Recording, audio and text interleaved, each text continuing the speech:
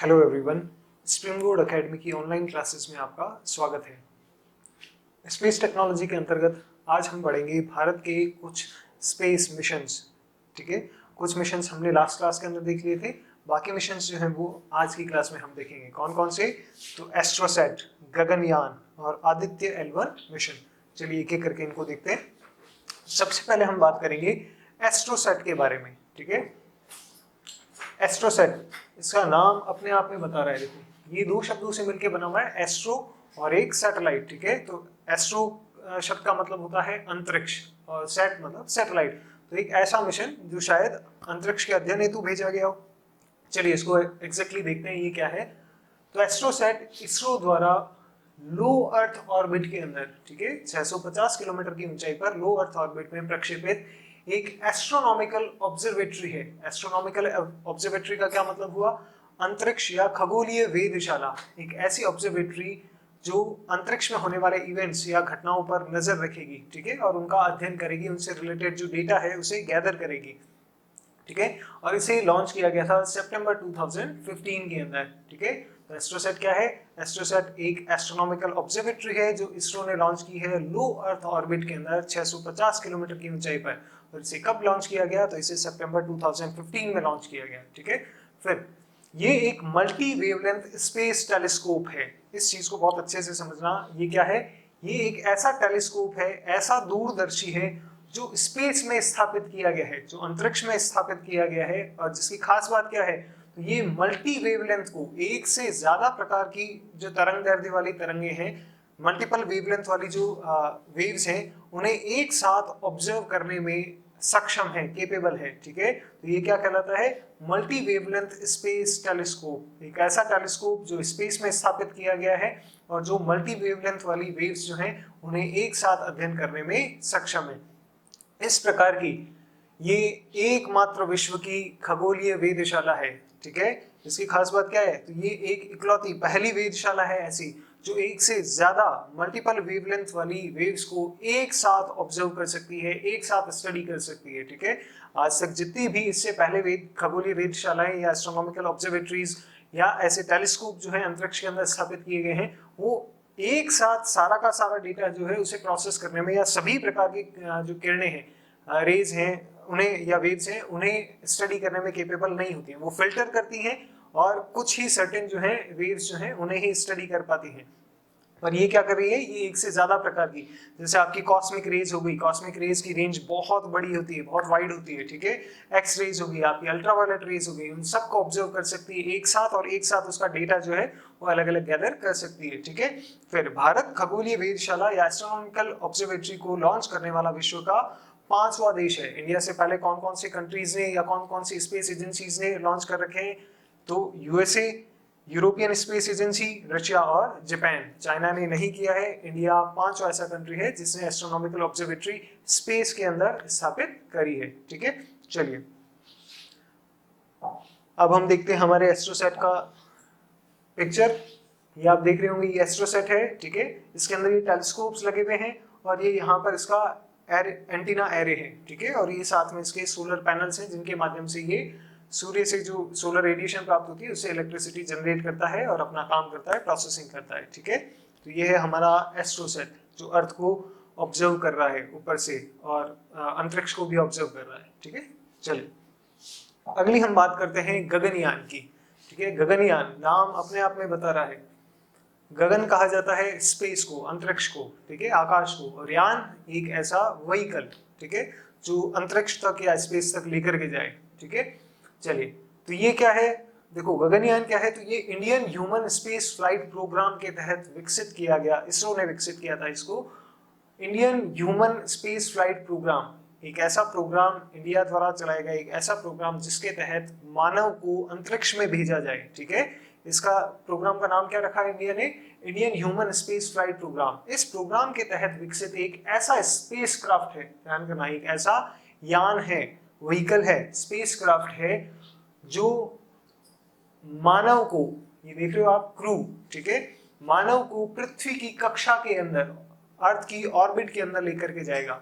तो ये एक Indian human space flight programme के तहत निर्मित Indian crewed orbital spacecraft है। ठीक है, अगर साधारण भाषा में बोला जाए इसको तो ये क्या है, तो ये इसरो द्वारा एक प्लान किया गया मानव मिशन है, मैंड मिशन है, जिसके तहत 3 से 4 लोगों को 5 से 7 दिन के लिए लो अर्थ ऑर्बिट में, अंतरिक्ष में लो अर्थ ऑर्बिट में निम्न भूकक्षा में 300 से 400 किलोमीटर की ऊंचाई पर लेकर के जाया जाएगा। ठीक है, तो गगनयान के बारे में क्या डिटेल्स आ गई सारी की सारी, देखो कि गगनयान इसरो द्वारा प्लान किया गया एक मैंड मिशन है, मानव मिशन है, जिसके तहत 3 से 4 लोगों को 5 से 7 दिनों के लिए अंतरिक्ष में निम्न भूकक्षा के अंदर लेकर के जाया जाएगा। ठीक है, चलिए, और ये किसके द्वारा लॉन्च किया जाएगा, तो इसके लिए जीएसएलवी मार्क 3 जो है उसका उपयोग किया जाएगा। अपन ने बात करी थी भाई जीएसएलवी मार्क 3 क्या है, तो जीएसएलवी मार्क 3 इंडिया का सबसे पावरफुल स्पेसक्राफ्ट है। ठीक है, या लॉन्च व्हीकल है।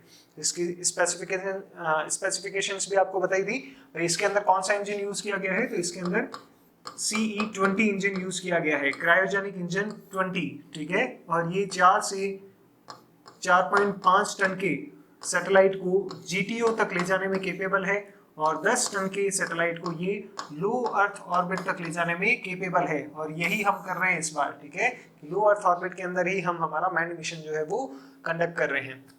चलिए, और इसके लिए जीएसएलवी मार्क 3 को जो है थोड़ा सा रीडिजाइन किया गया है, थोड़ा सा उसके डिजाइन के अंदर चेंज किया गया है। क्या किया है अपन ने आगे उसको देखेंगे। ठीक है, और इसके लिए, इस मिशन के लिए 10,000 करोड़ रुपए का बजट जो है वो अलोकेट किया गया है। ठीक है, और इसका संभावित जो प्रक्षेपण है, इसको लॉन्च में भी 2022 के अंदर किया जाए। और एक और स्पेशल चीज कि भारत के जो अंतरिक्ष यात्री हैं उन्हें व्योमनॉट कहा जाएगा। ठीक है, व्योम जो होता है उसका मतलब होता है अंतरिक्ष। ठीक है, और नॉट जो है वो यात्री के लिए उपयोग में लिया जाता है। जैसे अमेरिका की बात करें तो अमेरिका के जो अंतरिक्ष यात्री हैं उन्हें कहा जाता है एस्ट्रोनॉट। एस्ट्रो का मतलब अंतरिक्ष, नॉट का मतलब यात्री। ठीक है, रशिया के जो अंतरिक्ष यात्री होते हैं उन्हें कॉस्मोनॉट कहा जाता है। कॉस्मोस मतलब अंतरिक्ष और नॉट मतलब यात्री। उसी तरीके से हमारे जो अंतरिक्ष यात्री होंगे उन्हें हमने क्या नाम दिया है, तो उन्हें हमने व्योमनॉट नाम दिया है।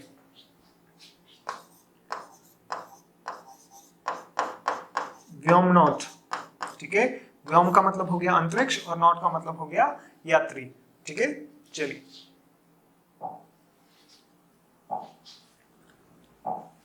ये हमारे गगनयान का डायग्राम है। ठीक है, इसके अंदर देखना जीएसएलवी मार्क 3 जो है उसके द्वारा इसे लॉन्च किया जाएगा। आपको जीएसएलवी मार्क 3 का डिजाइन दिखाया था, याद है आपको। ठीक है, तो ये यहाँ पर सॉलिड, ये बीच में लिक्विड, और यहाँ पर इसकी क्रायोजेनिक स्टेज होती है। ठीक है, अब देखना इसको रीडिजाइन किया गया है। रीडिजाइन कैसे किया गया है, आपको इसके ऊपर वाला ये जो पोर्शन है यहाँ पर आपको कुछ बदलाव देखने को मिल रहा होगा। ऊपर वाले इस डिजाइन के अंदर हल्का सा बदलाव देखने को मिल रहा होगा। ये इसको रीडिजाइन किया गया है मैंड मिशन के अकॉर्डिंगली। ठीक है, और यहाँ पर जहाँ पर पेलोड हम लगाया करते थे उस जगह पर क्या होगा, तो उस जगह पर अब ऑर्बिटल मॉड्यूल होगा। ऑर्बिटल मॉड्यूल, मॉड्यूल कहा जाता है एक ऐसा सेपरेट पोर्शन या एक ऐसा पोर्शन जो अलग हो। ठीक है, एक ऐसा हिस्सा जो अलग हो, डिफरेंट हो। ठीक है, और ऑर्बिटल इसे इसलिए कहा जा रहा है क्योंकि यह पृथ्वी की कक्षा के अंदर चक्कर लगाएगा। अर्थ की जो ऑर्बिट है उसमें अर्थ के बाहर बाहर रिवॉल्व करेगा। ठीक है, अब देखना ऑर्बिटल मॉड्यूल जो है उसके दो भाग हैं, एक है आपका क्रू मॉड्यूल और दूसरा है आपका सर्विस मॉड्यूल। क्रू मॉड्यूल और सर्विस मॉड्यूल। क्रू मॉड्यूल जो है यहाँ पर हमारे जो एस्ट्रोनॉट्स हैं या व्योमनॉट्स इन्हें कहते हैं। ठीक है, हमारा जो क्रू है वो रहेगा। ठीक है, ये एस्ट्रोनॉट्स का हैबिटाट है। और सर्विस मॉड्यूल जो है उसके अंदर बाकी सारा का सारा जो सिस्टम है जो इसको मॉड्यूल को चलाने के लिए काम में आएगा, प्रोपेलेंट और सारा इंजन और दूसरे सिस्टम्स, वो इसके अंदर लगे हुए होंगे। ये दो अलग अलग सेपरेट पोर्शन है। तो ऑर्बिटल मॉड्यूल के दो हिस्से हैं, एक है क्रू मॉड्यूल और दूसरा है सर्विस मॉड्यूल। और ये दोनों अटैच्ड तरीके से यहाँ पर आप देख रहे होंगे, यहाँ पे आपको देखने को मिलेगा। ठीक है, ये यहाँ रहा क्रू मॉड्यूल और ये यहाँ पर नीचे की तरफ आपको जो देखने को मिल रहा है ये है आपका सर्विस मॉड्यूल। इसे यहाँ पर जीएसएलवी में अटैच करके और ऊपर की ओर प्रक्षेपित कर दिया जाएगा। ठीक है, अब आगे देखते हैं आगे कैसे ये काम करेगा। देखो, सबसे पहले जीएसएलवी मार्क 3 द्वारा इसको श्रीहरिकोटा से लॉन्च किया जाएगा, लिफ्ट ऑफ किया जाएगा। थोड़ी देर बाद में ये अपनी डिजायर्ड जो ऑर्बिट है वहां तक पहुंचेगा और वहां पर ऑर्बिट के अंदर इसको स्थापित कर दिया जाएगा। जब इसको ऑर्बिट में स्थापित कर दिया जाएगा तो उसके बाद में इसके अंदर सोलर एरे या जो इसके सोलर पैनल्स हैं वो डिप्लॉय हो जाएंगे, वो ओपन हो जाएंगे। ये यहाँ पे आपको देखने को मिल रहा होगा। और उसके बाद में ये जो सोलर रेडिएशन है उससे अपनी एनर्जी खुद जनरेट करेगा और उसके बाद निर्धारित 5 से 7 दिनों के लिए स्पेस में, अंतरिक्ष में लो अर्थ ऑर्बिट में पृथ्वी के चक्कर लगाएगा अर्थ का ऑब्जर्वेशन करेगा, स्पेस का ऑब्जर्वेशन करेगा, अपने डेटा गैदर करेगा, ठीक है। और उसके बाद में जब हमें इसे वापस पृथ्वी पर बुलाना होगा तब क्या किया जाएगा, तो तब इसका रीओरिएंटेशन किया जाएगा, ठीक है। यहाँ पर आप शायद देख पा रहे होंगे, ठीक है, कि अभी यहाँ पर क्रू मॉड्यूल इस तरफ इस डायरेक्शन के अंदर है और जो सर्विस मॉड्यूल है वो पीछे की तरफ है। लेकिन यहाँ पर जैसे ही उसका रीओरिएंटेशन कर दिया जाता है तो क्या कर देंगे हम, इसका क्रू मॉड्यूल इस डायरेक्शन के अंदर आ जाएगा और सर्विस मॉड्यूल उस डायरेक्शन के अंदर आ जाएगा, ठीक है। कि पहले वो अगर इस प्रकार से चक्कर लगा रहा था तो अब आपने उसको क्या कर दिया, उल्टा कर दिया, और अब वो उल्टा होकर के और पृथ्वी की ओर वापस से आना शुरू करेगा, पृथ्वी के एटमॉस्फेयर में वापस से री एंट्री करेगा, ठीक है। और अपन ने इसका रीओरिएंटेशन क्यों किया है, वापस से इसकी जो डायरेक्शन है उसको क्यों चेंज किया है, वो इसलिए क्योंकि आप देखो सर्विस मॉड्यूल जो है आपका, उसके अंदर आपको छोटे छोटे थ्रस्टर्स जो है वो नीचे की तरफ दिखाई दे रहे होंगे, ठीक है। इन थ्रस्टर्स का उपयोग करके हम इसको क्या करेंगे, तो हम इसके स्पीड जो है उसको कम करने की कोशिश करेंगे, जिसे कहा जाता है डी बूस्ट। बूस्ट करना मतलब किसी को गति प्रदान करना, स्पीड प्रदान करना, और यहाँ पर हम उसको कर रहे हैं डी बूस्ट, यानी कि उसकी गति को कम कर रहे हैं, ठीक है। तो आपने क्या कर रखा है, वो नीचे की तरफ आ रहा है और नीचे की तरफ उसके इंजन है, थ्रस्टर्स ऑन है, तो वो क्या करेगा कि उसकी जो नेचुरल पेस, गुरुत्वाकर्षण बल के कारण जो वो नीचे की तरफ आ रहा है उसके अपोजिट डायरेक्शन में क्या करेगा, तो उसका बूस्टर्स या थ्रस्टर्स का थ्रस्ट जो है वो काम करेगा, तो इससे उसकी स्पीड होगी कम कम होती जाएगी, ठीक है। फिर एक लिमिट तक वो अपना काम करेगा, उसके बाद में यहाँ पर आते आते सर्विस मॉड्यूल जो है उसको सेपरेट कर दिया जाएगा। अब बचेगा सिर्फ और सिर्फ क्रू मॉड्यूल, ठीक है, जिसके अंदर हमारा क्रू या हमारे जो व्योमनॉट्स हैं वो बैठे हुए हैं, ठीक है। अब थोड़ी देर तक ये हवा के अंदर, वातावरण के अंदर एंटर करेगा और हवा के घर्षण या दबाव के कारण इस पर हल्का फुल्का ब्रेक्स काम करेंगे, ठीक है। ब्रेक्स का मतलब ये है, जिस प्रकार से देखो एरोप्लेन के अंदर भी एरोप्लेन की जो गति होती है उसको ड्रैग द्वारा, हवा द्वारा ही कम किया जाता है, तो वही यहाँ पर जो टेक्निक है उसे यूज किया जाएगा। और उसके थोड़ी देर बाद में पैराशूट्स जो है उन्हें ओपन कर दिया जाएगा, ठीक है।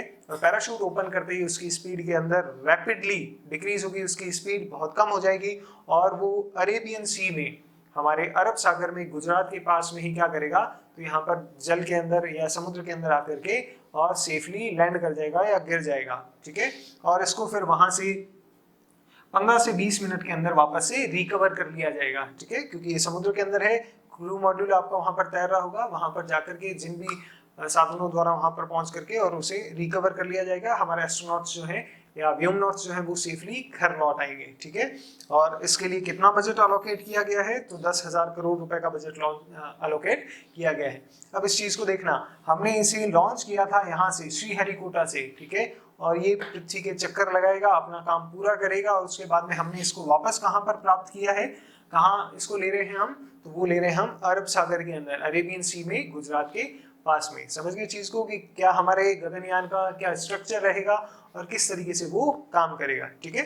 चलिए, अब ये जो चीज हमने देखी है, इसी से रिलेटेड हम देखते हैं कि गगनयान के अंदर कौन कौन सी टेक्नोलॉजी जो है उसको हमने इंट्रोड्यूस किया है, कौन कौन सी ऐसी तकनीकें हैं जिनका हमने पहले टेस्टिंग की है और उसके बाद में गगनयान जो है उसे आगे भेजा जाएगा, ठीक है। देखो, तो सबसे पहले उसके अंदर आता है आपका crew module atmospheric re entry experiment. देखो, आप अभी तक समझ गए होंगे क्रू मॉड्यूल का क्या मतलब है। मॉड्यूल का वो हिस्सा जिसके अंदर हमारा क्रू या हमारे जो व्योमनॉट्स है वो होंगे, ठीक है। तो क्रू मॉड्यूल जब ये पृथ्वी के वातावरण के अंदर, एटमॉस्फेयर के अंदर री एंट्री करेगा, वापस से एंट्री करेगा, ठीक है, तो ये सेफली नीचे तक पहुंच पाए, ठीक है। वहां पर आग, अत्यधिक तापमान और दबाव के कारण, घर्षण के कारण वो नष्ट नहीं हो जाए, ये हमने एक्सपेरिमेंट किया, ठीक है। और ये एक्सपेरिमेंट करने का जो स्पेसक्राफ्ट जो है उसे क्या कहा गया, तो care spacecraft, crew module atmospheric re entry experiment spacecraft. तो पहली टेक्नोलॉजी जो है वो हमने ये इंट्रोड्यूस की है यहाँ पर और इसे टेस्ट किया है सफलतापूर्वक। चलिए, इसके बाद हम बात करते हैं दूसरी क्या चीज देखी है हमने या कौन सी टेक्नोलॉजी टेस्ट करी है, वो है क्रू एस्केप सिस्टम। ये क्या है, ये इमरजेंसी एस्केप सिस्टम है कि अगर भगवान न करे किसी भी प्रकार की अगर कोई गड़बड़ हो जाती है, ठीक है, कोई टेक्निकल फॉल्ट हो जाता है, कोई किसी भी प्रकार से अगर ब्लास्ट होता है, कोई ऐसी कंडीशंस होती है, तो वहां पर क्रू को सुरक्षित निकाल लिया जाए, क्रू जो है वो वापस पृथ्वी पर सेफली लैंड कर सके, तो उसके लिए एक इमरजेंसी जो सिस्टम है वो भी बनाया गया है, ठीक है, जिसे क्या नाम दिया गया है, तो क्रू एस्केप सिस्टम। उसके बाद में तीसरा जो सिस्टम है वो है environmental control and life support system. देखो, जब यहाँ से मॉड्यूल को ऊपर भेजा जाएगा तो उसके बाद में वो पृथ्वी के वातावरण को क्रॉस करके स्पेस के अंदर, आउटर स्पेस के अंदर रहेगा। तो आउटर स्पेस के अंदर ना वातावरण होता है, ऑक्सीजन नहीं होती है, ग्रेविटी पृथ्वी की तुलना में बहुत ज्यादा कम हो जाती है, ठीक है। तो वहां पर एस्ट्रोनॉट्स के लिए या व्योमनॉट्स के लिए पृथ्वी जैसी कंडीशंस जो हैं, अर्थ लाइक कंडीशंस जो हैं, वो बनाई जाए ताकि वो वहां पर आराम से रह सकें, अपना कार्य कर सकें और वापस सेफली आ सकें, लौट सकें, ठीक है। तो वहां पर ऊपर जो क्रू मॉड्यूल के अंदर पृथ्वी जैसा एनवायरनमेंट बनाने के लिए जो सिस्टम यूज किया गया है, जो टेक्नोलॉजी हमने टेस्ट करी है, वो कौन सी है? E class, environmental control and life support system. तो ये कुछ टेक्नोलॉजी है जो हमने खुद से डेवलप करी है और उनको हमने सफलतापूर्वक टेस्ट किया है और उसी के बाद ही आगे गगनयान जो है उसको लॉन्च किया जा सकेगा, ठीक है। चलिए, तो ये हमने बात करी गगनयान के बारे में, जो बेसिक उसकी टेक्निकल कुछ चीजें हैं वो। अब गगनयान जो मिशन है, इसके अंदर क्या क्या चैलेंजेस या क्या क्या ऐसी चुनौतियां हैं जिन्हें हमें फेस करना पड़ा, ठीक है। तो उसके अंदर देखो, सबसे पहली जो इसकी चुनौती है वो है फाइनेंस। देखो, इसके लिए बजट अलोकेट किया गया है वो है 10,000 करोड़ रुपए। ये अपने आप में बहुत बड़ा बजट है। आप अपने पिछले लेक्चर्स के अंदर देखा था, मंगलयान के लिए लगभग कितने लगे थे? तो 450 करोड़। उसके बाद हमने देखा चंद्रयान 2, उसके लिए 1000 करोड़ रुपए लगे थे, ठीक है। चंद्रयान 3 के लिए हमने कितने अलोकेट किए? तो 640 करोड़ रुपीस जो है वो अलोकेट किए। यहाँ पर देख रहे हो आप, 10,000 करोड़ रुपए जो है उसका बजट अलोकेट किया गया है। हमारे नरेगा का जो बजट है वो लास्ट ईयर का जो बजट रहा वो 61,000 करोड़ रुपए था। तो अब आप देख सकते हो कि कितना बड़ा इसका बजट है, ठीक है। चलिए, तो पहला कि भाई फाइनेंशियल जो रिसोर्सेज हैं, वित्त की जो उपलब्धता है, वो अपने आप में ऐसे रिसोर्सेज को मैनेज करना, ये अपने आप में एक चैलेंज है, ठीक है। दूसरा जो है, कुछ हमारे को टेक्निकल चैलेंजेस जो है, टेक्नोलॉजिकल जो चैलेंजेस है वो हमारे को फेस करने पड़े। भाई हमारे पास पहले से ऐसी तकनीक नहीं थी, हमको खुद से वो डेवलप करनी पड़ी, ठीक है। तो वो टेक्नोलॉजिकल चैलेंजेस क्या क्या हो सकते हैं? देखो, सबसे पहला है आपका लॉन्च रिलेटेड जो चैलेंजेस हमें फेस करने पड़े कि प्रक्षेपण संबंधी क्या क्या। देखो, हमारे पास में नॉर्मली ऐसे प्रक्षेपण यान थे, लॉन्च व्हीकल्स थे जो सैटेलाइट्स को लेकर के जा सकते हैं, लेकिन मैन्ड मिशन पॉसिबल नहीं थे, ठीक है। तो हमारे को उसको ऑल्टर करना पड़ा, उसके डिजाइन के अंदर चेंजेस करने पड़े इस प्रकार से कि वो क्रू को या मानव को भी अंतरिक्ष में ले जा सकें, ठीक है। तो पहली चीज तो हमारे को लॉन्च व्हीकल्स के अंदर चेंज करना पड़ा। दूसरा, लॉन्च पैड्स के अंदर हमारे को जो है डिजाइन के अंदर थोड़ा छोटा मोटा चेंज करना पड़ेगा, क्योंकि अभी तक जो लॉन्च पैड्स थे वो नॉर्मल मिशंस को कंडक्ट करने के लिए बनाए गए थे, मैन्ड मिशन को कंडक्ट करने के लिए नहीं बनाए गए थे, ठीक है। तो हमें लॉन्च पैड्स को भी रीडिजाइन करना पड़ेगा, ठीक है। उसके बाद में अगला टेक्नोलॉजिकल चैलेंज क्या फेस करना पड़ा हमें कि भाई जो व्योमनॉट्स जिन्हें हम अंतरिक्ष के अंदर, स्पेस के अंदर भेज रहे हैं 5 से 7 दिनों के लिए, उनकी सेफ्टी जो है वो सुनिश्चित करना स्पेस के अंदर, ठीक है। कि वहां पर उनको अर्थ लाइक कंडीशंस मिले, वहां पर उनको ग्रेविटी के कारण किसी प्रकार की प्रॉब्लम नहीं हो, वहां पर उनको ऑक्सीजन की किसी प्रकार से कोई कमी नहीं रहे, ठीक है, और ह्यूमिडिटी प्रॉपर रहे। तो इस प्रकार की अर्थ लाइक कंडीशंस जो है वो वहां पर बना करके देना, ताकि उनकी सेफ्टी वहां पर सुनिश्चित हो सके। उसके बाद में अगला टेक्नोलॉजिकल चैलेंज जो है वो कनेक्टिविटी, कि उसके साथ में एनी टाइम प्रॉपर कनेक्शन बना रहे, ठीक है। जो विक्रम लैंडर के साथ हमारा जो एक्सीडेंट हुआ था, जो घटना हुई थी, वैसी घटना इनके साथ में नहीं हो। क्यों? क्योंकि यहाँ पर क्या है, मानव मिशन है, यहाँ पर हमारे अंतरिक्ष यात्रियों की जान जो है वो स्टेक पर है। तो ऐसी प्रॉब्लम नहीं आए, तो कनेक्टिविटी प्रॉपर बनी रहे। तो ये भी अपने आप में क्या है, एक चैलेंज है हमारे लिए। फिर अगला चैलेंज क्या है, तो वो ये है कि भाई हमारे जो व्योमनॉट्स हैं वो सेफली वापस से रिटर्न हो सके। जब वो एटमॉस्फेयर के अंदर री एंट्री करें, उसके बाद में किसी भी प्रकार की, जैसी कल्पना चावला के साथ में हुई थी भाई दुर्घटना, उस प्रकार की कोई भी घटना नहीं हो, वो सेफली जमीन पर या पृथ्वी पर, समुद्र में लैंड कर सकें, ठीक है। और ऐसा इंश्योर करना। तो ये कुछ टेक्नोलॉजिकल चैलेंजेस हमारे को फेस करने पड़े। अब इस चीज को ध्यान से समझना, ये सारे के सारे चैलेंजेस जो हैं वो हमने जो प्रीवियस स्लाइड के अंदर देखा था उन चारों के अंदर कवर कर लिए थे, ठीक है। कि किस प्रकार से हमने केयर स्पेसक्राफ्ट जो है वो डिजाइन किया है, हमने जो क्रू एस्केप सिस्टम जो है वो डिजाइन किया है, किस प्रकार से हमने ई क्लास जो है री एंट्री के लिए, ठीक है, वो डिजाइन किया है। ये सारी की सारी चीजें हम ऑलरेडी इनको काउंटर कर चुके हैं, बट ये चैलेंजेस हैं जो हमें फेस करने पड़े, हमको खुद को ऐसी टेक्नोलॉजी जो है वो डेवलप करनी पड़ी। चलिए, उसके बाद में अगला जो इसके अंदर चैलेंज है वो ये कि देखो, हमारे पास में एस्ट्रोनॉट्स को, हमारे जो अंतरिक्ष यात्री हैं, उन्हें ट्रेन करने के लिए प्रॉपर ट्रेनिंग सेंटर पहले नहीं था। अब हमें वो इस्टेब्लिश करना पड़ेगा, ठीक है। वर्तमान में जो हमारे एस्ट्रोनॉट्स हैं वो रशिया के अंदर ट्रेनिंग ले रहे हैं, पर आज नहीं तो कल हमें हमारा ट्रेनिंग सेंटर जो है वो स्थापित करना पड़ेगा। तो एक बहुत ही एडवांस्ड हाईटेक जो ट्रेनिंग सेंटर है वो स्टैब्लिश करना, ये भी अपने आप में क्या है, चैलेंज है। इंडिया के अंदर अभी इसरो द्वारा एक ट्रेनिंग सेंटर जो है वो चित्रदुर्ग कर्नाटक के अंदर स्टैब्लिश किया जा रहा है, ठीक है। चलिए उसके बाद में अगला चैलेंज क्या है, अगला चैलेंज ये है कि हमारे जो व्योमनॉट्स हैं उनकी हेल्थ पर लॉन्ग टर्म इफेक्ट्स क्या होंगे, ये भी अभी तक निश्चित नहीं है, ठीक है। देखो आप मोस्ट ऑफ चीजें जो है वो प्रिडिक्ट कर सकते हो, पहले जो मैंड मिशन रहे हैं उनके बेसिस पर हम बहुत सारी चीजें जो है उन्हें काउंटर कर सकते हैं, परंतु क्योंकि सारी टेक्नोलॉजी हमने खुद ने डेवलप करी है, उसके अंदर कुछ ना कुछ चेंजेस हैं दूसरी चीजों से जो अलग है, हो सकता है बेहतर हो, कहीं ना कहीं कोई कमी रह गई हो, कुछ भी हो, ठीक है। तो उसके कारण से व्योमनॉट्स के शारीरिक और मनोवैज्ञानिक, मानसिक जो है, साइकोलॉजिकल और फिजिकल हेल्थ के ऊपर क्या लॉन्ग टर्म इफेक्ट्स होंगे, ये अभी हमारे को पता नहीं है, ठीक है। कुछ गड़बड़ हो सकती है, कोई गड़बड़ नहीं भी हो सकती है, कुल मिलाकर के ये भी अब हमारे लिए एक चैलेंज है, ठीक है, कि ऐसी कोई दिक्कत हमारे को देखनी नहीं पड़े, फेस नहीं करनी पड़े। फिर अगली जो दो दिक्कत है, ये कहने को दिक्कत है, एज सच ये कोई प्रॉब्लम नहीं है, पर अब होता ये है कि हमारे को सारे पॉइंट्स जो होते हैं या सारे एस्पेक्ट्स जो होते हैं, सारे डायमेंशंस वो कवर करने होते हैं, इसलिए हम लिखने को लिख रहे हैं, भीड़ बढ़ा रहे हैं, पर बस बनता है, ठीक है। तो क्या है, अगली है स्पेस डेब्रीज की जो प्रॉब्लम है वो भी इससे होगी, ठीक है। वो सारे मिशन से होती है, ऐसी कोई बड़ी बात नहीं है, बट यहाँ पर क्योंकि लो अर्थ ऑर्बिट के अंदर है, सारी स्पेस डेब्रीज डेफिनेटली निश्चित रूप से नष्ट हो जाएंगी, पर फिर भी बस पॉइंट लिखना है इसलिए हम लिख रहे हैं। तो स्पेस डेब्रीज की समस्या, और अगला है वातावरण प्रदूषण या एनवायरनमेंट जो पोल्यूशन है उसकी समस्या, कि भाई इतना हैवी लिफ्ट ऑफ जब किया जाएगा तो बहुत भारी मात्रा के अंदर हम क्या होगा, भाई लिक्विड प्रोपेलेंट और सॉलिड प्रोपेलेंट जो हमें यूज किया जाएगा, और जिसके कारण से एटमॉस्फेयर के अंदर क्या होगा, तो पोल्यूशन की संभावना जो है या प्रॉब्लम जो है वो इंक्रीज होगी। तो ये इस प्रकार से कुछ इसके चैलेंजेस थे, ठीक है। और इन चैलेंजेस के अंदर कोई दम नहीं है, भाई हमने ये सारे के सारे चैलेंजेस जो है उनको ओवरकम कर लिया है, फाइनेंस इंडिया के लिए कोई बड़ी बात नहीं है, बस ये सारी की सारी चीजें बस बताने की। मेन इंपॉर्टेंट जो है वो टेक्नोलॉजिकल चैलेंजेस है और एक ये चैलेंज है, ठीक है। और ये इंडिया ने ये सारे के सारे चैलेंजेस जो है इनको ओवरकम कर लिया है। चलिए, तो ये हमारा गगनयान मिशन जो था, इसके क्या महत्व है या इसके क्या सिग्निफिकेंस है, अब उनको एक एक करके अपन देखते हैं, ठीक है, कि इस मिशन से क्या फायदे शॉर्ट टर्म और लॉन्ग टर्म हम देख सकते हैं, ठीक है।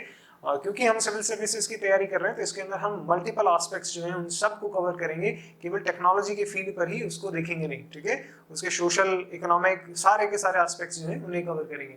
चलिए, तो और एक और बात कि इसके अंदर वही मेनली वही ड्राफ्ट रहेगा आपका जो हमने चंद्रयान 2 के बारे में बात करी थी, उसके बाद हमने मंगलयान 2 के बारे में जो हमने बात करी थी, ठीक है। तो बेसिक जो चीजें हैं वो सारी की सारी वही रहेंगी, छोटे मोटे कुछ एक दो पॉइंट ऐड हो सकते हैं, एक दो पॉइंट हट सकते हैं, या किसी के अंदर हल्का फुल्का जो है ऑल्ट्रेशन आपको करना पड़ सकता है, बाकी बेसिक जो सारी की सारी चीजें हैं या जो पॉइंट्स हैं वो ही रहेंगे। सबसे पहला देखो तो गगनयान जो है वो हेल्प करेगा स्पेस और अर्थ इसके अध्ययन के अंदर और इसकी बेटर अंडरस्टैंडिंग के अंदर, ठीक है, कि अंतरिक्ष और पृथ्वी के अध्ययन और बेहतर समझ के अंदर गगनयान जो है वो हेल्प करेगा, ठीक है।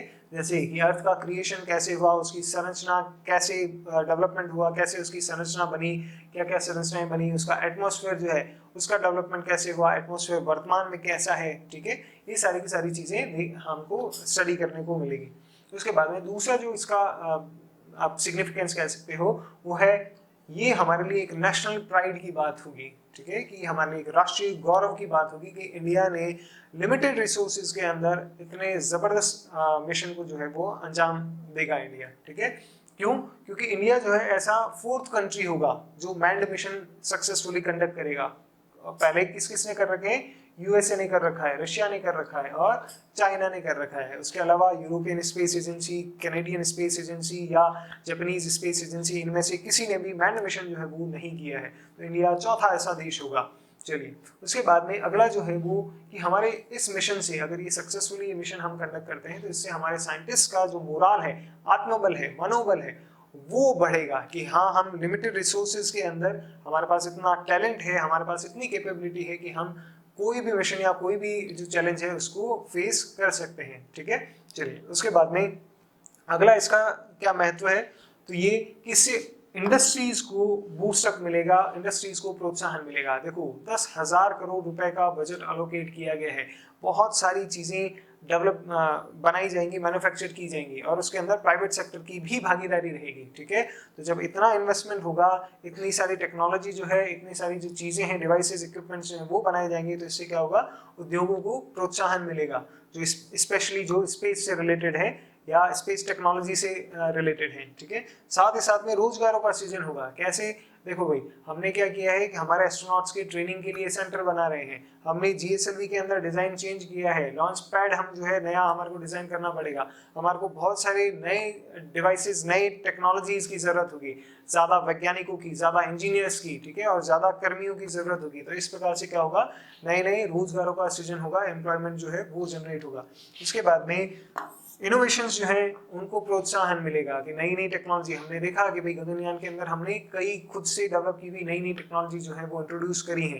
ठीक है, तो इससे क्या होता है, इनोवेशंस जो है उनको बढ़ावा मिलता है, प्रोत्साहन मिलता है। और सबसे फिर अगला पॉइंट जो है वो ये कि स्पेस साइंस और टेक्नोलॉजी का जो फील्ड है उसके लिए हमारे यंगस्टर्स के अंदर, हमारी पॉपुलेशन के अंदर अवेयरनेस आएगी और यंगस्टर्स जो है, युवा जो है, स्पेस साइंस एंड टेक्नोलॉजी की तरफ आकर्षित होंगे और उसकी तरफ प्रेरित होंगे। जैसे डॉक्टर अब्दुल कलाम सर हैं, उनका नाम लेते ही हमारे मन में रिस्पेक्ट आता है। ठीक है, उनको देख करके बहुत सारे लोग जो हैं, बहुत सारे इंजीनियर्स या जो साइंस या रिसर्च के फील्ड में जाना चाहते हैं, उनको हमेशा एक मोटिवेशन मिलता है। ठीक है, वर्तमान में के शिवन सर हैं, जिन्हें रॉकेट मैन कहा जाता है। देखो, जो हमारे doctor APJ Abdul Kalam sir थे उन्हें मिसाइल मैन कहा जाता है, और जो के शिवन सर हैं इन्हें रॉकेट मैन की उपाधि दी गई है। ठीक है, तो उनको देख करके भी क्या होता है कि युवाओं को प्रेरणा मिलती है कि हाँ, हमें भी कुछ इस प्रकार के अचीवमेंट्स जो हैं वो प्राप्त करने हैं। ठीक है, चलिए तो अगले पॉइंट्स देखते हैं। अगला पॉइंट है, देखो, कि इस मिशन के अंदर वुमेन का पार्टिसिपेशन होगा, और जिससे क्या होगा कि वुमेन एम्पावरमेंट जो है उसको बढ़ावा मिलेगा, प्रोत्साहन मिलेगा। देखो, वुमेन का पार्टिसिपेशन जो है वो बहुत अलग अलग लेवल पर हो सकता है। वो as a scientist, as a वैज्ञानिक जो है इसके अंदर भाग ले सकती हैं, एज ए इंजीनियर उनकी भागीदारी इसमें हो सकती है, और तो और हो सकता है आने वाले समय के अंदर वो एज ए व्योमनॉट, जो हमारे अंतरिक्ष यात्री हैं, उसके तौर पर भी देश के सामने आकर के एक मिसाल पेश करें। ठीक है, तो इस प्रकार से क्या होगा कि वुमेन एम्पावरमेंट को बढ़ावा मिलेगा। और उसके बाद में लास्ट में वही हमेशा की तरह, हमेशा जो हम बात करते हैं कि तकनीकी के क्षेत्र में, टेक्नोलॉजी के क्षेत्र में इंडिया की और इसरो की जो साख है, क्रेडिबिलिटी है, उसको बढ़ावा मिलेगा, उसमें वृद्धि होगी। ठीक है, तो इस प्रकार से आपके गगनयान के जो महत्व हैं वो कंप्लीट होते हैं। इसके अंदर कोई और पॉइंट आपको लगता है तो आप इसके अंदर ऐड कर सकते हैं। आपने देखा भाई, मोस्ट ऑफ जो पॉइंट्स हैं सारों के अंदर, क्योंकि हैं क्या, ये सारे के सारे स्पेस मिशंस हैं। ठीक है, तो बस उनके ऑब्जेक्टिव के अकॉर्डिंग आपके छोटे मोटे ऑल्टर हो जाएगा उसका सिग्निफिकेंस, बाकी मोस्ट ऑफ चीजें जो है वो ही रहेंगी, क्योंकि उसके इकोनॉमिक एस्पेक्ट वही रहेंगे, उसके सोशल एस्पेक्ट जो है वो वही रहेंगे बस, और टेक्नोलॉजिकल एस्पेक्ट्स भी वही रहेंगे, बस कुछ उसके ऑब्जेक्टिव के तहत कुछ चीजें जो है वो हल्की फुल्की चेंज हो जाएंगी। ठीक है, चलिए Aditya mission, Aditya L1 mission. देखो, आदित्य किसे कहा जाता है, आदित्य कहते हैं हम सूर्य को। ठीक है, तो एक ऐसा मिशन जो सूर्य के लिए भेजा जाए। ठीक है, अब इसके अंदर देखना, आदित्य और L1, ये दो नाम आपको देखने को, दो चीजें आपको देखने को मिल रही होगी। आदित्य तो सूर्य हो गया, L1 जो है वो क्यों यूज हुआ है ये भी आपको थोड़ी देर में समझ आ जाएगा। ठीक है, चलिए अब देखना भाई, ये मिशन क्या है, नाम अपने आप में बता रहा है, ये इसरो का एक ऐसा मिशन है जो सूर्य के अध्ययन हेतु प्रक्षेपित किया जाएगा। ठीक है, इसरो का एक ऐसा मिशन जो सन की स्टडी के लिए लॉन्च किया जाएगा। ठीक है, अब इसको लॉन्च किसके द्वारा किया जाएगा, इसको लॉन्च किया जाएगा PSLV XL द्वारा, इसे लॉन्च किया जाएगा। ठीक है, PSLV XL के बारे में हम ऑलरेडी पढ़ चुके हैं। PSLV XL जो है PSLV का सबसे पावरफुल वर्जन है, एक्स्ट्रा लार्ज, जिसके अंदर आपने देखा होगा भाई 6 बूस्टर्स का, स्ट्रैप ऑन बूस्टर्स का यूज किया जा सकता है, और उन 6 स्ट्रैप ऑन बूस्टर्स के अंदर 12 टन का प्रोपेलेंट यूज किया जा सकता है। ठीक है, और वो 1800 किलोग्राम तक का जो आपका पेलोड है उसको लो अर्थ ऑर्बिट तक ले जाने में केपेबल है। ठीक है, तो ये इसरो का सूर्य के अध्ययन हेतु एक मिशन है, और ये PSLV XL द्वारा लॉन्च किया जाएगा। अभी लॉन्च कहाँ किया जाएगा ये इंपॉर्टेंट चीज है, ये लॉन्च किया जाएगा हेलो ऑर्बिट के अंदर। ठीक है, हेलो या प्रभामंडल कक्षा, हेलो ऑर्बिट, इसको आगे अपन डिस्क्राइब करेंगे। हेलो ऑर्बिट में लैग्रेंजियन पॉइंट 1 पर इसको लॉन्च किया जाएगा। ठीक है, अब बात करते हैं ये लैग्रेंजियन पॉइंट 1 और ये हेलो ऑर्बिट या प्रभामंडल कक्षा क्या है। देखो, लैग्रेंजियन पॉइंट जो है या लैग्रेंजियन जो है, ये एक वैज्ञानिक के नाम पर ये शब्द रखा गया है, ये नाम रखा गया है, ठीक है। ये एक ऐसा पॉइंट होता है या ये स्पेस के अंदर अंतरिक्ष में एक ऐसी लोकेशन होती है, ऐसी जगह होती है जहां पर किन्हीं दो खगोलीय पिंडों सेलेस्टियल बॉडी का जो गुरुत्वाकर्षण बल है, ग्रेविटेशनल पुल है, वो आपस में बैलेंस हो जाता है। एक ऐसा पॉइंट जहां पर इस सेलेस्टियल बॉडी के कारण जो ग्रेविटेशनल पुल लग रहा है, जो खींच रही है अपनी तरफ, और इस सेलेस्टियल बॉडी के कारण जो उस वस्तु पर गुरुत्वाकर्षण बल लग रहा है वो बराबर हो जाता है, ठीक है। तो कहने का मतलब ये है कि वहां पर वो वस्तु जो है वो बीच में आकर के अटक जाएगी, जिसे अमूमन अपन त्रिशंकु कहते हैं, ठीक है, कि त्रिशंकु जो बीच में अटक गया, ठीक है। तो ऐसा पॉइंट जहां पर उन दोनों सेलेस्टियल बॉडी का ग्रेविटेशनल पुल बैलेंस हो जाए, आपस में लमसम बैलेंस हो जाए, उन्हें कहा जाता है लैग्रेंजियन पॉइंट, ठीक है। और पृथ्वी और सूर्य की जो ऑर्बिट है, ठीक है, उसके अंदर ऐसे 5 पॉइंट्स हैं, ठीक है। देखो, ये सूर्य है, ठीक है, और ये है हमारी पृथ्वी, ये हमारी अर्थ है और ये सन है, ठीक है। इसके आसपास 5 लैग्रेंजियन पॉइंट्स हैं, 5 ऐसे पॉइंट्स हैं जहां पर सन और अर्थ का जो ग्रेविटेशनल पुल है वो एक दूसरे को बैलेंस आउट कर लेता है, ठीक है। कौन कौन से पॉइंट है? तो एक पॉइंट है ये L1, एक पॉइंट है ये L2, ठीक है, एक पॉइंट है यहां पर L3, और ये पृथ्वी की कक्षा है जिसके अंदर ये सूर्य के चारों ओर चक्कर लगाती है, ठीक है। ये एक इलिप्टिकल ऑर्बिट है, इलिप्टिकल पाथ है जिसमें अर्थ सन के अराउंड रिवॉल्व करती है। एक पॉइंट है यहाँ पर जिसे कहा गया L4 और एक पॉइंट है यहाँ पर जिसे कहा गया L5, ठीक है। तो इस प्रकार से ये 5 पॉइंट्स हैं, 5 लैग्रेंजियन पॉइंट्स हैं जो जहां पर पृथ्वी और सूर्य का गुरुत्वाकर्षण बल आपस में बैलेंस हो जाता है, ठीक है। और ये जो L1 पॉइंट है, इस पॉइंट पर क्या होगा? तो इस पॉइंट पर हमारा जो आदित्य L1 मिशन है उसे लॉन्च किया जाएगा, इसीलिए इसका नाम क्या पड़ा? Aditya L1 mission. कि सूर्य के अध्ययन के लिए एक ऐसा मिशन लॉन्च किया गया है जो L1 पॉइंट पर जाकर के प्रक्षेपित किया जाएगा, ठीक है।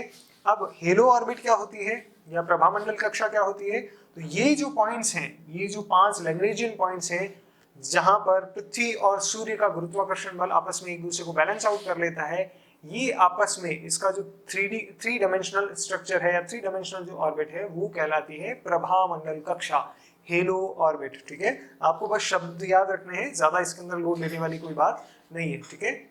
तो आपको समझ में आ गया होगा कि आदित्य L1 मिशन क्या है। तो ये इसरो का सूर्य के अध्ययन हेतु एक मिशन है जिसे PSLV द्वारा लॉन्च किया जाएगा, और यह प्रभामंडल कक्षा में हेलो ऑर्बिट के अंदर लैग्रेंजियन पॉइंट 1 पर जाकर के एस्टेब्लिश हो जाएगा। और ये जो लैग्रेंजियन पॉइंट 1 है, यहाँ पर पृथ्वी की तरफ जो गुरुत्वाकर्षण बल लग रहा है, पृथ्वी जिस बल से उसको आकर्षित कर रही है खगोलीय पिंड को, किसी भी वस्तु को, और जिस बल से सूर्य उसे आकर्षित कर रहा है, ठीक है, ये दोनों आपस में क्या हो जाते हैं? बराबर हो जाते हैं। रस्साकसी का गेम दिखा है, ठीक है। तो एक तरफ से इधर से कोई खींच रहा है और एक दूसरी तरफ इधर से कोई खींच रहा है, और दोनों का बल अगर बराबर हो जाए तो वो बीच में लटक जाता है, ठीक है। तो वही चीज यहाँ पर है। अब यहाँ पर लैग्रेंजियन पॉइंट पर इसको प्रक्षेपित करने से फायदा क्या होता है? फायदा हमेशा इससे ये होगा लैग्रेंजियन L1 पॉइंट पर कि ये कभी भी ऐसा नहीं होगा कि सूर्य ग्रहण हो या कोई इसी प्रकार की घटना हो और ये सूर्य को नहीं देख पाए, ऐसा कभी नहीं होगा। यह पॉइंट एक ऐसा पॉइंट है जहां से आप 365 दिन 364 दिन जो है कंटिन्यूसली आप सन को जो है ऑब्जर्व कर सकते हो। कभी भी एक्लिप्स के टाइम पर, सोलर एक्लिप्स या सूर्य ग्रहण के टाइम पर भी ऐसा नहीं होगा कि आप सूर्य को नहीं देख पा रहे हो। तो पहला फायदा ये। और दूसरा फायदा ये, क्योंकि ये एक ऐसी जगह पर है जो बीच की जगह है, ठीक है, जहां पर ना तो इस तरफ ग्रेविटेशनल पुल लग रहा है और ना ही इस तरफ लग रहा है, तो ये बस बीच में अटका हुआ है, ठीक है। और ये हमेशा यहीं पर इसी पर मूव करता रहेगा, इसी पाथ पर मूव करता रहेगा, पृथ्वी और सूर्य के बीच में। तो यहाँ पर फ्यूल कंजप्शन बहुत ही कम हो जाता है। क्यों? क्योंकि फ्यूल आपको तब यूज करना पड़ता है जब आपको किसी ग्रेविटेशनल पुल के अगेंस्ट काम करना पड़े। यहाँ पर कोई ग्रेविटेशनल पुल नहीं लग रहा है, आप नॉर्मल इनके बीच में गति कर रहे हो। समझ गए भी चीज को? तो इस कारण से इसको L1 पॉइंट के ऊपर लॉन्च किया गया है। चलिए अब हम आदित्य L1 मिशन जो है इसके ऑब्जेक्टिव्स देखते हैं भाई। पहला, बहुत सारे इसके ऑब्जेक्टिव्स हैं, मेन कुछ ऑब्जेक्टिव्स या उद्देश्य जो है उनको हम देखेंगे। सबसे पहला जो है वो है सूर्य के कोरोना का अध्ययन करना, ठीक है। सन के कोरोना का, क्रोमोस्फेयर का और फोटोस्फेयर का अध्ययन करना है। सूर्य की 3 परतें हैं, ठीक है, बहुत सारी सूर्य की परतें होती हैं, उनमें से जो बाहर की जो 3 परतें हैं, बाहर के जो 3 हिस्से हैं, लेयर्स हैं, उनको कहा जाता है कोरोना, क्रोमोस्फेयर और फोटोस्फेयर, और इन तीनों का अध्ययन करना इसका ऑब्जेक्टिव है, ठीक है।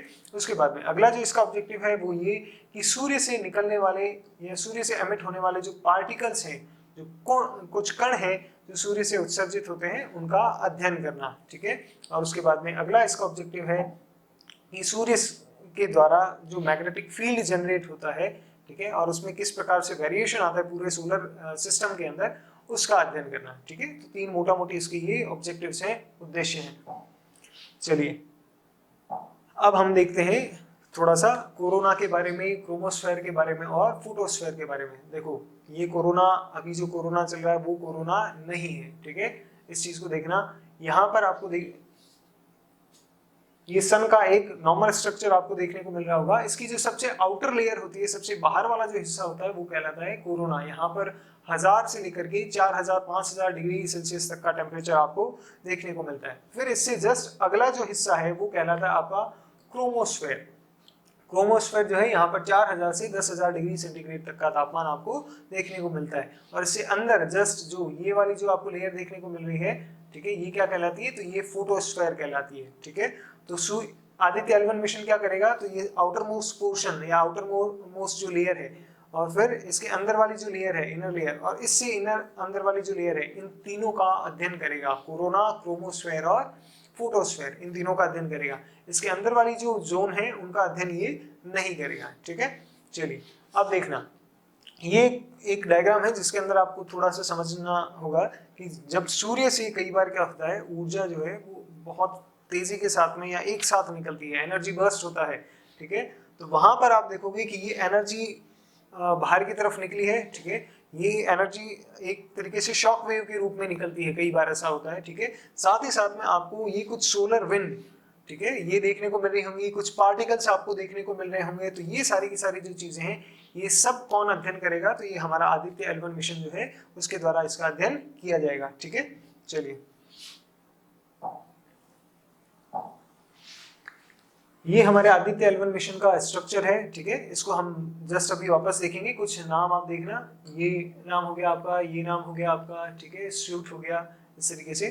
चलिए देखो हमारा आदित्य L1 मिशन जो है, इस पर 7 पेलोड डिप्लॉय किए गए हैं, 7 पेलोड इस पर भेजे जाएंगे, जिनमें से कुछ मुख्य मुख्य हम देख लेते हैं। सारे याद करना कोई जरूरी नहीं, मेनली कुछ 5 हैं वो हम देख लेते हैं। देखो कौन कौन से हैं। सबसे पहला है आपका विजिबल एमिशन लाइन कोरोनाग्राफ, ठीक है, नाम अपने आप में बता रहा है, कोरोनाग्राफ। ग्राफ जो है वो एक ऐसा इक्विपमेंट होता है जो किसी को स्टडी करने के लिए, अध्ययन करने के लिए उपयोग में लिया जाता है। तो कोरोनाग्राफ क्या होगा, जो कोरोना को स्टडी करने के लिए यूज में लिया जाए, ठीक है। तो VLC जो है यह कोरोना का अध्ययन करेगा, कोरोना का स्टडी करेगा, उसे ऑब्जर्व करेगा। अगला है आपका सोलर अल्ट्रावायलेट इमेजिंग टेलीस्कोप, इसे सूट भी कहते हैं, ठीक है। ये क्रोमोस्फेयर और फोटोस्फेयर उसका अध्ययन करेगा, उसको ऑब्जर्व करेगा, ठीक है। देखो VLC जो है ये कोरोना को अध्ययन करेगा, और सूट जो है ये क्रोमोस्फेयर और फोटोस्फेयर जो उसकी इनर लेयर्स हैं उनको अध्ययन करेगा। उसके बाद में अगला है आपका Aditya solar wind particle experiment, ASPEX, ठीक है। तो ये क्या करेगा, नाम अपने आप में बता रहा है, ये सोलर विंड का अध्ययन करेगा कि सोलर विंड जो है उसकी प्रॉपर्टीज क्या क्या हैं, उसके बारे में ये पता लगाएगा, ठीक है। उसके बाद में अगला है plasma analyser package for Aditya, इसको शॉर्ट में इसका एक्रोनिम है पापा, ठीक है। तो ये जो प्लाज्मा एनालाइजर है, ये नाम अपने आप में बता रहा है, ये क्या करेगा, तो ये सोलर विंड का जो कंपोजिशन है कि उसके अंदर कौन कौन से पार्टिकल्स हैं, क्या क्या चीजें हैं, किस प्रकार से वो बनी हुई है, ठीक है, उसको अध्ययन करेगा। और सबसे लास्ट में है आपका मैग्नेटोमीटर। मैग्नेटोमीटर क्या करेगा, तो मैग्नेटोमीटर जो सन के कारण सोलर सिस्टम के अंदर जो मैग्नेटिक फील्ड के अंदर वेरिएशंस आते हैं, ठीक है, उनको स्टडी करेगा। देखो मैग्नेटिक फील्ड जब सोलर विंड्स या सोलर स्पॉट की घटनाएं होती हैं, तब बहुत बड़े लेवल पर मैग्नेटिक फील्ड जो है वो प्रभावित होता है। इंडिया के अंदर हमें वो नॉर्मली फील नहीं होता है, क्योंकि हमारे यहाँ पर कम्युनिकेशन सिस्टम ऑलरेडी बहुत ही लो क्वालिटी का है, ठीक है। तो इसलिए अगर किसी भी प्रकार से हमारी नेविगेशन सिस्टम या कम्युनिकेशन सिस्टम अगर प्रभावित होते हैं तो हमको इतना पता ही नहीं चलता है, क्योंकि वो नॉर्मली हमारे यहाँ पर इतना डिग्रेडेड रहता है। बट आप अगर हाईटेक कुछ यूज़ कर रहे हैं, नेविगेशन सिस्टम्स या कम्युनिकेशन सिस्टम्स यूज़ कर रहे हैं, तो जब भी सोलर स्पॉट की या सोलर विंड की घटनाएं देखने को मिलती है तो हमारे यहाँ का अर्थ का जो मैग्नेटिक फील्ड है वो प्रभावित होता है, और जब मैग्नेटिक फील्ड प्रभावित होता है तो हमारे यहाँ के जो कम्युनिकेशन सिस्टम्स हैं वो प्रभावित होते हैं। क्यों? क्योंकि अल्टीमेटली जो कम्युनिकेशन किया जा रहा है वो किसके माध्यम से किया जा रहा है? वो इलेक्ट्रोमैग्नेटिक वेव्स के थ्रू किया जा रहा है, विद्युत चुंबकीय तरंगों के माध्यम से। तो अगर मैग्नेटिक फील्ड प्रभावित होगा अर्थ का, तो साथ ही साथ में इलेक्ट्रोमैग्नेटिक वेव्स जो हैं वो भी उससे कहीं ना कहीं प्रभावित होती हैं। ठीक है, चलिए, तो ये इस प्रकार से हमने तीनों मिशन जो है हमारे देख लिए आज। पहला था हमारा एस्ट्रोसैट, दूसरा था गगनयान और तीसरा था आदित्य L1 मिशन। ठीक है, तो भारत के जो मुख्य कुछ मिशन हैं वो सारे के सारे हम कंप्लीट कर चुके हैं। ठीक है, अब आप इसके अंदर एक चीज देखना, एक आपको खुद को देखना है, वो है एमीसेट। इसके बारे में आप खुद पता करना। ठीक है, और क्या क्या पता करोगे आप इसके बारे में? पहली चीज तो आपको इसके बारे में ये लिखनी है कि यह इसरो द्वारा प्रक्षेपित किया गया है। अब इसरो द्वारा लॉन्च किया गया है तो कौन सी ऑर्बिट के अंदर लॉन्च किया गया है, किस हाइट पर लॉन्च किया गया है, इसका क्या ऑब्जेक्टिव है, क्या पर्पज है। ठीक है, तो पर्पज मैं आपको बता देता हूँ, ये जासूसी के लिए, ठीक है, इंटेलिजेंस के लिए हमारे लॉन्च किया गया है। और इसका नाम एमीसेट क्यों है ये भी पता करना। ठीक है, तो इस प्रकार से इंडिया के जो मिशंस हैं वो हम कंप्लीट कर चुके हैं। अब स्पेस टेक्नोलॉजी के अंदर आपका लास्ट पोर्शन जो है वो रहता है, और वो हम कंप्लीट करेंगे आपका नेक्स्ट लेक्चर के अंदर, जिसके अंदर हम बात करेंगे विश्व के या इंटरनेशनल लेवल पर जो भी कुछ स्पेस मिशंस जो कंडक्ट किए गए हैं उनके बारे में। ठीक है, चलिए, थैंक यू।